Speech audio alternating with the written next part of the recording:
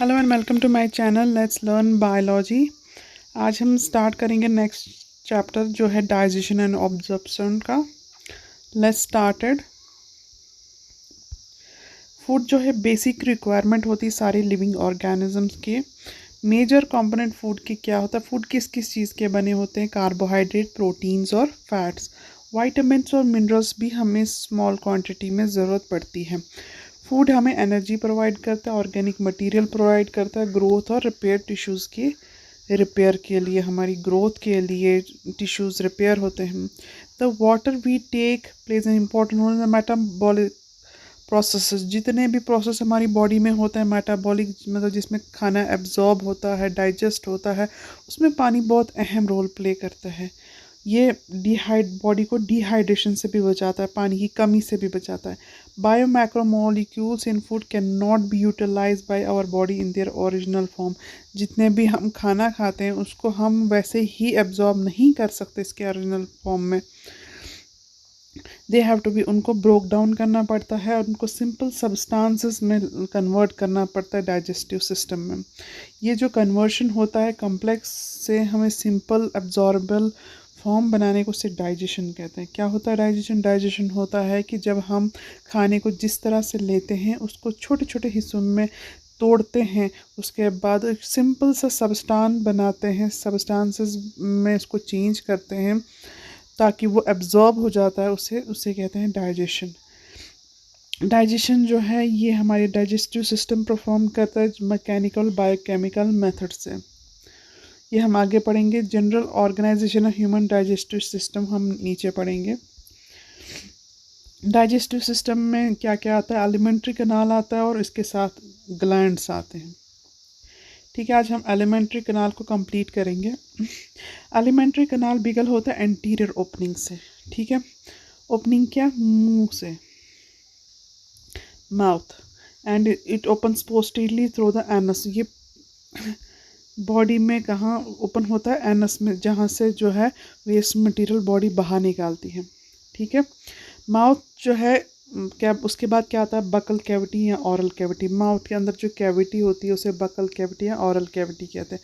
ऑरल cavity में teeth होते हैं, ये सब जानते हैं हम। एंड मस्कुलर टंग, टंग होती है, बहुत ज़्यादा स्ट्रॉन्ग होती है। ईच टूथ, हर जो दांत जो होते हैं जा बोन में या उसके सॉकेट में जो होते हैं गड़े हुए होते हैं। इस तरह की अरेंजमेंट को हम थीकोडोंट कहते हैं।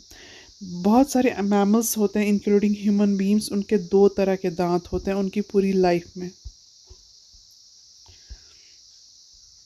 ये हमने अभी पढ़ा। अभी हम कहाँ पहुँचे? माउथ पहुँचे। उसके बाद बकल, बकल कैविटी, यहाँ पे इस कैविटी में, इसको बकल कैविटी कहते हैं। अभी हम यहीं तक पहुँचे और दांतों की बात हुई। Temporary milk or deciduous milk replaced by a set of permanent or adult teeth, जिसे दूध वाले दांत भी कहा जाता है। जब हमें बचपन में जो दांत आते हैं उन्हें टेम्पररी मिल्क या डेसिडियस मिल्क होता है। जब वो निकल जाते हैं किसी एक पर्टिकुलर एज में, जब वो निकल जाते हैं उनकी जगह परमानेंट दांत आते हैं, उन्हें कहते हैं परमानेंट टीथ और अडल्ट टीथ। इस तरह की डेंटिशन को हम डाइफायोडोंट कहते हैं, जिसमें 2 तरह के दांत होते हैं। एक एडल्ट ह्यूमन जो होते हैं उसके 32 परमानेंट दांत होते हैं, जिसमें 4 टाइप्स के दांत होते हैं। इस तरह के दांतों को हेटेरोडोंट कहते हैं। कौन कौन से दांत होते हैं? इंसीजर, कैनाइन, प्रीमोलर्स और मोलर्स। इनके अरेंजमेंट जो होता है ऊपर और नीचे होती है। ICPM और M, इसको हम रिप्रेजेंट करते हैं, एक डेंटल फार्मूला है 2 1 2 3 के साथ। Hard chewing surface of the teeth made up of enamel helps in the mastication of the food. दांत को जो है ना, इस तरह से जो दांत होता है इसके बाहर के हार्ड, जो इसका हार्ड मटेरियल होता है जो खाने को चबाने में मदद करता है, उसे हम कहते हैं इनामल। टंग जो है फ्रीली मूवेबल होती है, मस्कुलर ऑर्गन होती है, फ्लोर के साथ अटैच होती है ओरल कैविटी के बाय द फ्रेनियम। ठीक है, इस तरह का होता है। जीभ होती है नीचे जो है एक फ्रेनम के साथ अटैच होती है और पूरी तरह से जो है फ्लोर के साथ यहाँ से अटैच होती है।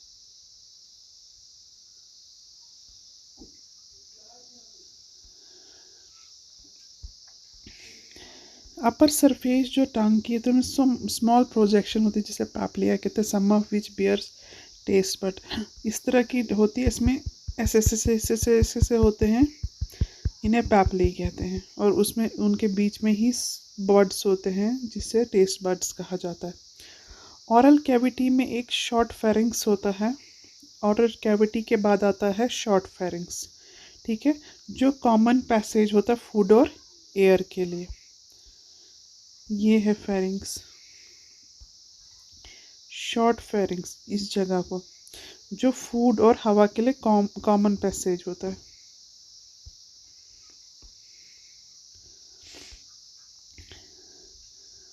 Oesophagus and trachea, trachea wind pipe को कहते हैं। Oesophagus and trachea opens in the oesophagus, और ट्रेकिया जो होती है उसमें दो तरह की पाइपें होती है, ईसोफेगस और ट्रेकिया, एक विंड पाइप होती है, एक फूड पाइप होती है, तो वो दोनों ही फेरिंग्स में खुलती हैं, ठीक है।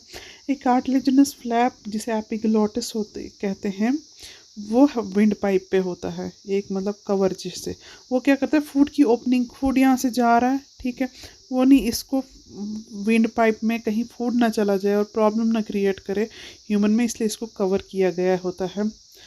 ओपनिंग होती है, उसके ऊपर होता है, उसे एपिग्लोटिस कवर होता है, ग्लोटिस जो होता है ओपनिंग होती है।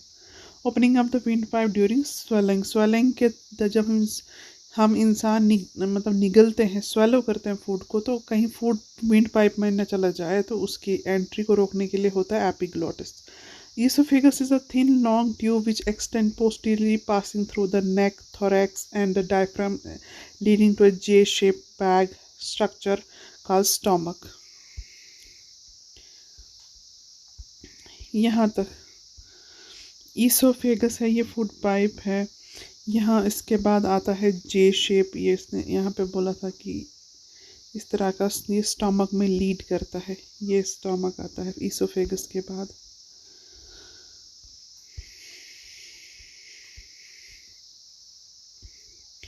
मस्कुलर स्पिंस्टर जिसे गैस्ट्रो ऑसिफिजल कहते हैं, regulates the opening of oesophagus into the stomach, ठीक है। स्टमक के ऊपर जो होती है, यहाँ पे एक ओपनिंग होती है, जिसे ये अभी जो हमने बोला कि ओसोफिजियल कहते हैं इसको, गैस्ट्रो ओसियोफिजियल, ये ओपनिंग होती है ईसोफेगस की, कहाँ पे, स्टमक में।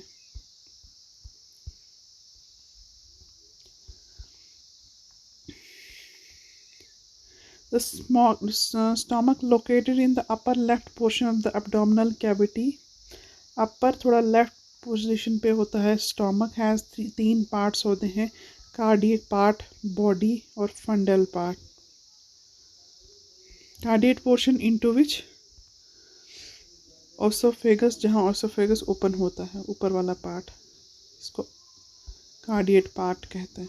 उसके बाद फंडिक रीजन, ये फिर ये पाइलोरिक रीजन कहते हैं, ये स्मॉल इंटेस्टाइन में खुलता है। Small intestine distinguishable into 3 region, ये उसके बाद जो स्मॉल इंटेस्टाइन होता है वो उनको 3 रीजन्स में ही डिवाइड किया जाता है। यू शेप 3 रीजन होते हैं।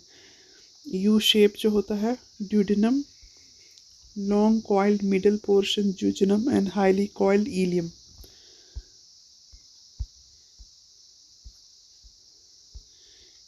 ये है, ये स्टोमक मैंने अभी बताया था आपको, ये स्टोमक है, ये ओपन होता है ड्यूडेनम में, ये ड्यूडेनम आ गया, ये दूसरा है जिजुनम, हाईली कॉइल्ड शेप, और तीसरा है इलियम।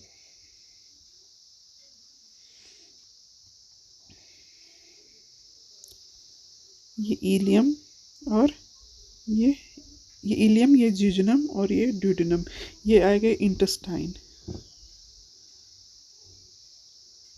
स्मॉल इंटेस्टाइन के बाद आता है लार्ज इंटेस्टाइन, जिसमें आता है ट्रांसवर्स कॉलन, ये वाली साइड, असेंडिंग कॉलम ये वाली साइड और डिसेंडिंग कॉलम ये वाली साइड।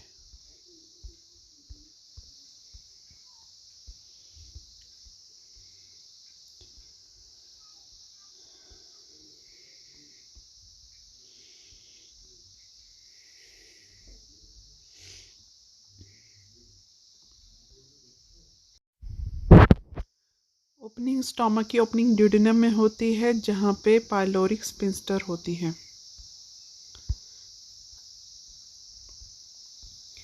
यहाँ पे यहाँ पे जो होती है इसको पाइलोरिक स्फिंक्टर, यहाँ एक ओपनिंग होती है जिसे पाइलोरिक स्फिंक्टर कहा जाता है।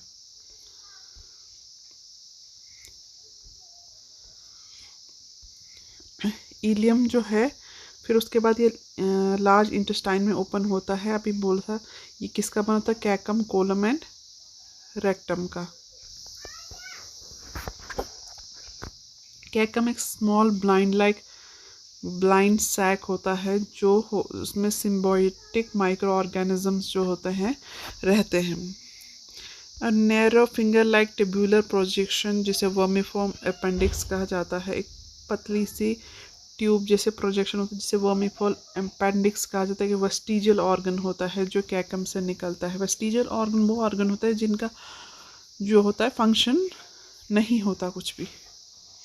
कैकम ओपन होता है कॉलन में। कॉलन जो है 3 पार्ट्स में डिवाइड होता है, ascending column, transverse column and descending column. Descending part जो होता है ना वो रेक्टम में ओपन होता है, वो जो अल्टीमेटली वो एनस में ओपन होता है। ये यहाँ पे हम देखेंगे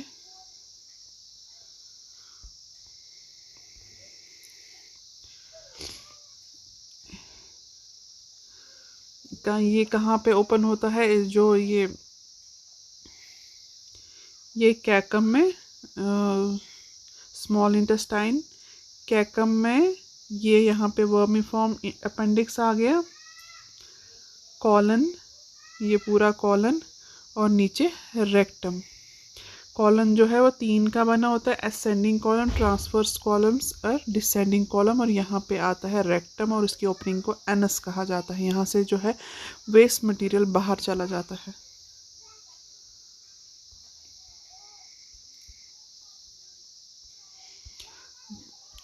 वॉल ऑफ एलिमेंट्री कनाल जो है ईसोफेगस से रेक्टम में 4 तरह की लेयर्स होती हैं जिसे कहा जाता है सेरोसा, मस्कुलरिस, सबम्यूकोसा और म्यूकोसा। सेरोसा जो होता है आउटर मोस्ट लेयर होती है, ये थिन मीजोथीलियम की यानी epithelium of visceral organ with some connective tissues का बना होता है। सेरोसा सबसे बाहर वाली लेयर होती है and is the made up of, ये किसकी बनी होती है, मीजोथीलियम की विद कनेक्टिव टिश्यूज।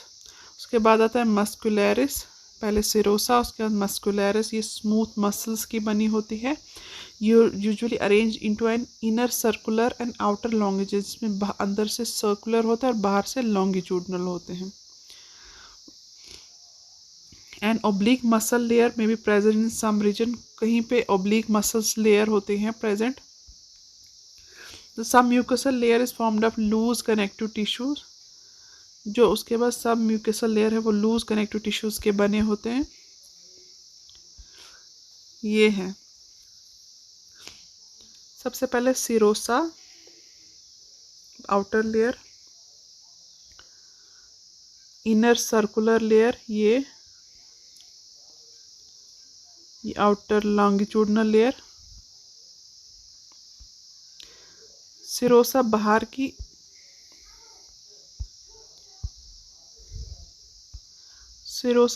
लेयर है। उसके बाद आता है मस्कुलरिस, 2 लेयर्स की बाहर वाली जो होती है लॉन्गिट्यूडनल है, ये ऐसे से करके अंदर सर्कुलर होते हैं, ठीक है। उसके बाद आता है सब म्यूकोसा, उसके बाद म्यूकोसा और लास्ट में ल्यूमन, खाली कैविटी को ल्यूमन कहते हैं।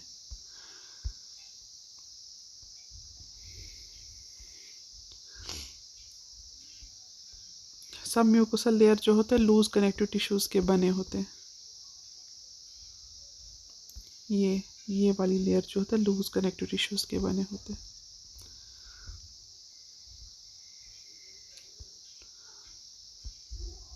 जिसमें नर्व्स होते हैं, ब्लड होते हैं और लिम्फ वेसल्स होते हैं। ड्यूडेनम में क्या होता है, ग्लैंड्स भी प्रेजेंट होते हैं सब म्यूकोसा में ही। The innermost layer lining the lumen of the alimentary canal is the mucosa. जो अंदरूनी सबसे अंदर वाली लेयर होती है जिस वो क्या कौन सी होती है, mucosa. The layer form irregular folds rugae in the stomach. Stomach में इरेगुलर फोल्ड्स बनाती है, ऐसे ऐसे करके रगाई कहा जाता है जिसे।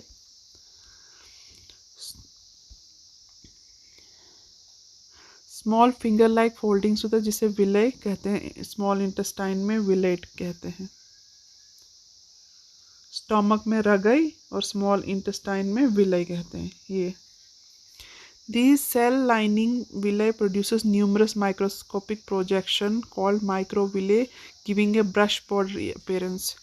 उसके बाद उन विले पे भी इस तरह से विले होते, इनके ऐसे ऐसे करके माइक्रोविले प्रेजेंट होते हैं जो ब्रश जैसा अपीयरेंस देते हैं। इनकी मॉडिफिकेशन से क्या होता है, इंक्रीज होता है सरफेस एरिया इनॉर्मसली, बहुत ज़्यादा इंक्रीज होता है। विलय जो है उसमें कैपलरीज का नेटवर्क होता है, लिम्फ वेसल होते हैं जिसे हम लेक्टियल कहते हैं।